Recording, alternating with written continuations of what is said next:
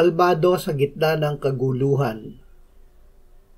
Huwag kang matakot sa biglaang kasiraan, ni sa pagkawasak ng masama, pagka dumarating, sapagkat ang Panginoon ay magiging iyong tiwala at iingatan ang iyong paa sa pagkahuli.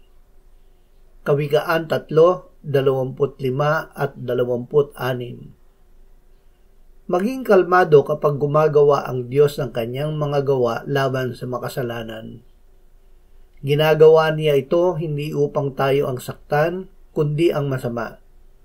Manatiling gising na nananalig at nagtitiwala sa Diyos sa gitna ng kaguluhang nangyayari. Sa gitna ng mga ito, tayo ay binibigyan ng liwanag at ikinukubli ng Diyos sa kanyang sarili bilang ating kaligtasan at matibay na muog. Salamat Ama na Ikaw ay lagi naming kasama. Ikaw ang aming ilaw at kaligtasan at kublihan sa gitna ng kaguluhang nagaganap sa mga makasalanan. Amen.